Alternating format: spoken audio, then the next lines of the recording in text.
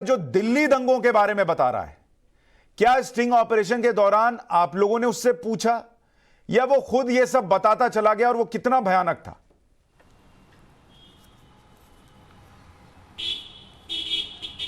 जी बिल्कुल।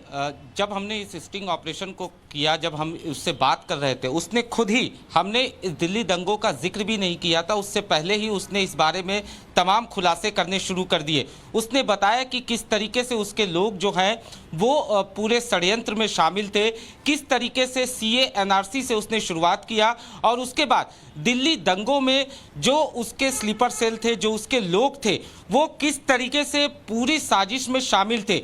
उसने न सिर्फ आप खुद ये बात कबूल की, बल्कि जो लोग उसके साथी थे उनसे भी हमारी उसने बात कराई और बाकायदा तस्दीक कराया। जो अबू बकर का कॉन्फिडेंस लेवल था और जो वो इस बाबत जो सबूत दे रहा था, उससे साफ तौर पे ये लग रहा था कि वो कहीं ना कहीं पूरी साजिश में न सिर्फ शामिल है, बल्कि उसके जो 7 लोग हैं, क्योंकि वो साफ साफ कह रहा था कि जो तमाम लोगों का वो जिक्र कर रहा था, उसने कई लोगों के बारे में कई चीज़ें बताई। हालांकि एक जिम्मेदार चैनल होने के नाते हम कई चीज़ें नहीं बता सकते, लेकिन जो खुलासे उसने किए हैं वाकई में चौंकाने वाले खुलासे और हैं। वो पूरे खुलासे हम पुलिस को देंगे, भले यहाँ टीवी पर हमें वहां बीप करना पड़ रहा हो, लेकिन हम पुलिस को पूरी सीडी देंगे, पूरा स्टिंग देंगे। और इसमें हमने सिर्फ इससे बात नहीं की, जब इसने कहा कि हमने ये कत्लेआम किया तो हमने उन लोगों से भी बात की जिनका इसने कहा कि रोल है, और उन्होंने भी यही बातें कही जो अबू बकर कह रहा है। तो वो एक तार जुड़ता भी दिखता है। मोहित ओम हमारे साथ है। मोहित, इसको लेकर जो पूछताछ वहां नूह में चल रही है, और कुछ इसने कबूला है क्या वहां पर?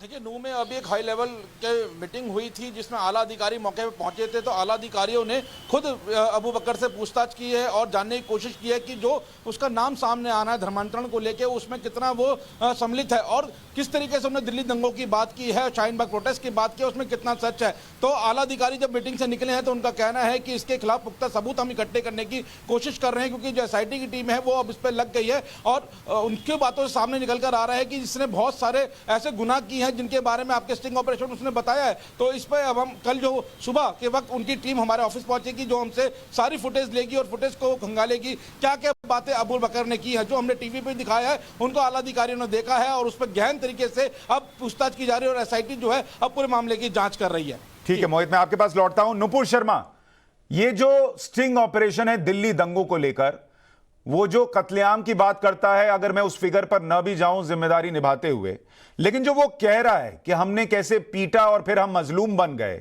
हमें कुछ समझदार लोगों का साथ मिला जिन्होंने इसमें हमारा साथ दिया, ये सब बातें भी अगर सच हैं तो ये बहुत भयानक है। इसका मतलब दिल्ली दंगा ऑर्गेनाइज्ड था। सुशांत जी, आपको, पैनलिस्ट को, सभी दर्शकों को नमस्कार। आप जिम्मेदारी निभा रहे हैं, उनकी जिम्मेदारी का क्या होगा जो छाती पीट के और ठोक के यहाँ पे बता रहे हैं कि हमने इतनों को मारा और अपने आप को ही हमने पीड़ित करार कर दिया। अपने आप को बचाने के लिए हमने दिखाया कि पिटाई तो हमारी हुई है, गलत हमारे साथ हुआ है, हाँ, लेकिन हमने इतने सारे पीट दिए, इतने सारे मार भी दिए, जान से आग भी लगा दी दुकान पे। मैं पूछना चाह रही हूँ सुशांत जी, मेरे हिसाब से जिम्मेदारी तो आपकी सही तब बनती जब आप जाहिर करें इस चीज को कि कितने लोगों को मारा है, जान से कितने लोगों को मारा है, किसकी जमा पूंजी को आग लगा दी इन्होंने, क्योंकि ये जनता जनार्दन के लिए, जानकारी के लिए बहुत जरूरी है। पायलट में आपने दिखाया कि गृह मंत्री, मेरे हिसाब से उत्तर प्रदेश सरकार के आप पायलट दिखा रहे थे, उस टाइम पे मैं पैशन हो ही रही थी, जिन्होंने कहा कि आपसे स्टिंग ऑपरेशन की पूरी सीडी हमें चाहिए, डीवीडी चाहिए, हम देखेंगे, इस पर जांच पड़ताल करेंगे।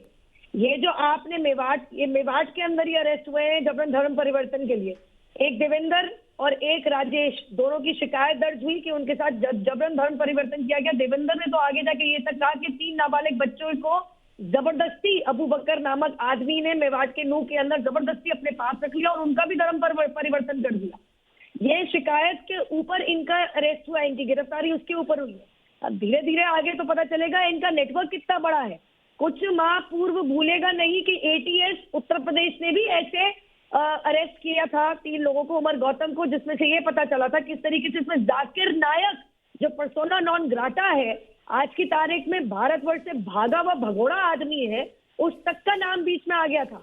सुशांत जी, जानकारी के लिए बहुत जरूरी है कि ये केवल लोगों का, इंसानों का नेटवर्क नहीं, ये पैसे का नेटवर्क कितना गहरा है, क्योंकि ना भूलिएगा मुफ्त हवा के ऊपर, और हवा भी मुफ्त नहीं होती, हवा के ऊपर कोई किले नहीं बनते। और खासकर ये Shaheen Bagh anti CA NRC protest का ये जो नाटक कर रखा था, ये कहां से ये इतने बड़े बड़े तंबू गड़ रहे थे, कहां से इनको बिरयानी परोसी जा रही थी, कहां से बड़े बड़े पोस्टर और होर्डिंग लगाए जा रहे थे, कौन पैसों का इंतजाम कर रहा था, कौन स्टेज माइक और साउंड सिस्टम का इंतजाम कर रहा था, रात भर चाय पकौड़ी कैसे चल रही थी यहाँ पे कि बच्चा बच्चा कह रहा है मोदी को मौत की घाट उतार दो। मैं पूछना चाहती हूँ कि ये जो इंटेलेक्चुअल लोगों की बात कर रहे हैं, उनमें से ऐसे कुछ कीड़े ट्विटर पे और सोशल मीडिया पे भी जीवित है सुशांत जी, जो यूं करके डांस कर रहे थे, उल्टे सीधे गाने गा रहे थे। बिल्कुल नुपुर जी, और हम तो चाहेंगे कि इसकी भी जांच हो। ये जो कह रहा है स्टिंग ऑपरेशन में, जी जी कहिए। चीज मैं कहना चाहूंगी, जी जी, कुछ सो कॉल्ड बॉलीवुड एक्टर्स और एंटरटेनमेंट की जगत सितारे जो अपने आप को समझते हैं, भूलिएगा नहीं शाहीन बाग में एक ढाबे या रेस्टोरेंट के अंदर हम देखेंगे कि तख्त बदल दो। भूलिएगा नहीं सुशांत जी, ये ललकार है कि ताज पलट दिए जाएंगे। ये अपने आप को पोएट समझ के, अपने आप को सिंगर गवैया समझ के जो गाया जा रहा था, ये सो कॉल्ड एक्टर एक्ट्रेसेस के द्वारा सारे वीडियो वायरल हुए हैं। यही वो खोखले इंटेलेक्चुअल है जो 10वीं फेल है, लेकिन देश के अंदर दंगे फैले। ठीक है नुपुर जी, देखिए हमने वो आंकड़ा और वो बातें इसलिए नहीं दी रखी क्योंकि अगर पुलिस जांच करे और उसको सच पता चले और वो रखे तो वो ज्यादा बेहतर होगा। लेकिन जो बाकी का हिस्सा है वो भी अपने आप में कम रिवीलिंग नहीं है। विक्रम सिंह जी, एक पूरा नेक्सस चले, इसकी बातों में अगर सच्चाई है और ये कह रहा है कि भाई हम, इसने धर्मांतरण वाला कल आपने देखा था सर जो हमने चलाया था, उसमें भी इसने कहा कि हम धर्मांतरण करते हैं और फिर सीए के प्रोटेस्ट के लिए उन लोगों का इस्तेमाल कैसे इस आदमी ने किया था। और अब ये दिल्ली दंगों में बताता है कि भाई हमने पीटा भी और हम पीड़ित बन गए और हमको समझदार लोगों का साथ भी मिला। ये तो बहुत भयानक है। सुशांत जी और नूपुर जी, मैं आपका ध्यान चाहूंगा। पहली चीज, जो भी बातें इसने आपके स्टिंग ऑपरेशन पे कही है वो इकबालिया बयान एक्स्ट्रा जुडिशियल कन्फेशन की श्रेणी में आता है और इनको 10 साल के पीछे सलाह करने के लिए पर्याप्त है। दूसरी चीज, आपका इसके बारे में खुलासा बहुत पूरी तरीके से न करना ये औचित्यपूर्ण है, गरिमापूर्ण है, क्योंकि इसके बारे में श्वेत पत्र पुलिस और सरकार तो दे सकती है, कदाचित आपके लिए औचित्यपूर्ण नहीं होगा। नूपुर जी, हम बड़े जमाने से सुन रहे हैं कि पीएफआई ने 120 करोड़ की फंडिंग सीए में की थी। एक राष्ट्रवादी होने के नाते मैं ये जानना चाहूंगा कि मैं उम्मीद करता था कि अब तक तो पीएफआई बैन हो गई होती। पीएफआई के कम से कम अगर 120 करोड़ की फंडिंग और बेंगलोर राइट्स में होते तो कम से कम अब तक एक बहुत ठोस कार्रवाई हो जानी चाहिए थी। ये हमारी सर्वोच्च प्राथमिकता होनी चाहिए थी। क्या कारण है कि अगर हमने सर्वोच्च प्राथमिकता दी तो अब तक इस पे कार्रवाई नहीं हुई, और कार्रवाई नहीं हुई तो क्या हमारी सर्वोच्च प्राथमिकता नहीं है? इसके बारे में आप उत्तर भले ही न दें, लेकिन इस पे अपने स्तर पे कार्रवाई जरूर कर लीजिएगा। आपके स्टिंग ऑपरेशन को सुशांत जी बहुत बहुत बधाई, आपने बहुत अच्छा काम किया, क्योंकि सामान्यतः ये इन्वेस्टिगेटिंग एजेंसी भी इतने कामयाब स्टिंग ऑपरेशंस नहीं कर पाते। आपने जो किया है उसकी सीडी शेयर करें। बिल्कुल, हम पुलिस को ये सीडी भी देंगे और हमारी जो स्टिंग ऑपरेशन है उसका अनएडिटेड वर्जन पुलिस को देंगे, ताकि पुलिस भी जांच करे कि ये आदमी जो कह रहा है और इसके तार कहां कहां जुड़े हैं वो निकल कर आना चाहिए। विवेक श्रीवास्तव जी, क्या ये जो कह रहा है ये बहुत बहुत गंभीर और चिंताजनक नहीं है?